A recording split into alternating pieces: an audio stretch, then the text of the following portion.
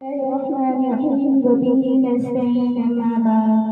أعوذ بالله من الشيطان الرجيم بسم الله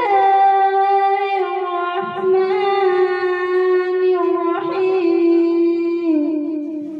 قل هل يستوي الذين يعلمون والذين لا يعلمون إنما يتذكر أولو الألباب قال النبي صلى الله عليه وسلم من سلك طريقا يلتمس فيه علما سهل الله به طريقا إلى الجنة وقال اطلبوا العلم من المهد إلى اللحد أو كما قال عليه الصلاة والسلام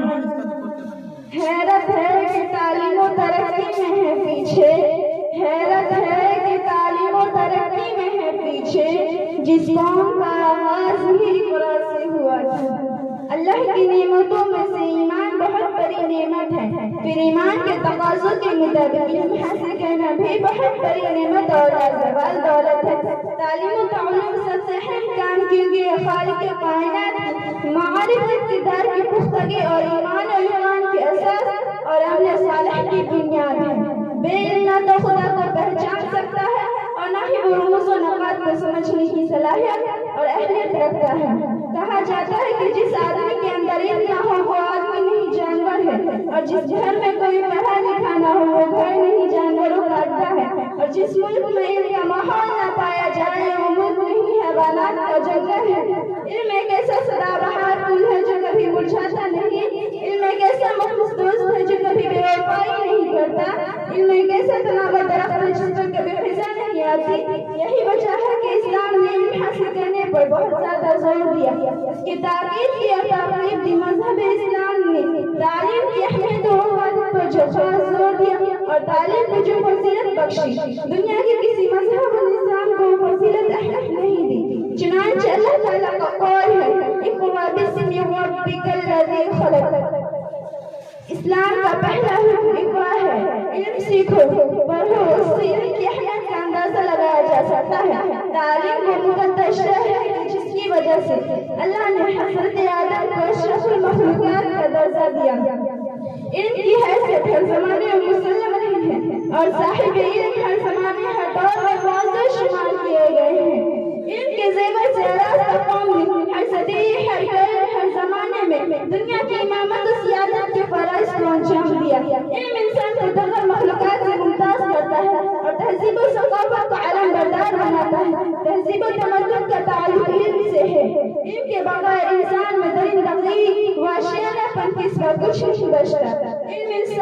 علم وہ عظیم شے ہے کہ دین کی تبلیغ و اثار کے لیے حضور اکرم صلی اللہ علیہ وسلم نے صحابہ کرام کو دوسری زبان سیکھنے کا حکم فرمایا تھا تاکہ دوسری قوموں تک دعوت پہنچائی جا سکے اور ان کی باتیں سمجھی جا سکے یہی وجہ ہے کہ حضور اکرم صلی اللہ علیہ وسلم کے پاس فارسی رومی اور جیسے زبانیں جاننے والے موجود تھے جو ترجمے کے فرائض کو انجام دے لیتے تھے البتہ یہودیوں کی زبان سریانی کا محل کوئی نہیں تھا اب صلی اللہ علیہ وسلم نے اپنے کاتب وحی حضرت زید بن ثابت انصاری رضی اللہ عنہ کو زبان میں لکھنے پڑھنے کی مہارت حاصل کرنے پر مامور کیا تاکہ یہودیوں کے ساتھ براہ راست مختصرین ہو سکے چنانچہ حضرت زید بن ثابت رضی اللہ عنہ نے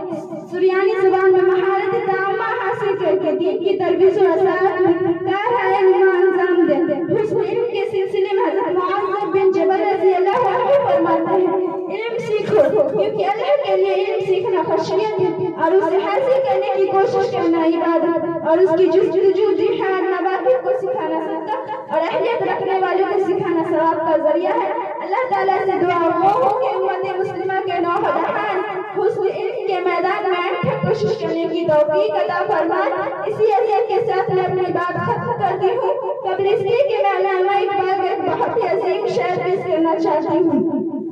اللہ سے کرے دور تو تعلیم بھی فتنہ اللہ سے کرے دور تو تعلیم بھی فتنہ املاک بھی اولاد بھی جاگیر بھی فتنہ نہ حق کے لیے اٹھے تو شمشیر بھی پھینکنا، شمشیر بھی کیا نعرہ تکبیر بھی پھینکنا۔ وآخر دعوانا الحمدللہ رب العالمین۔ یہ جو شعر بولے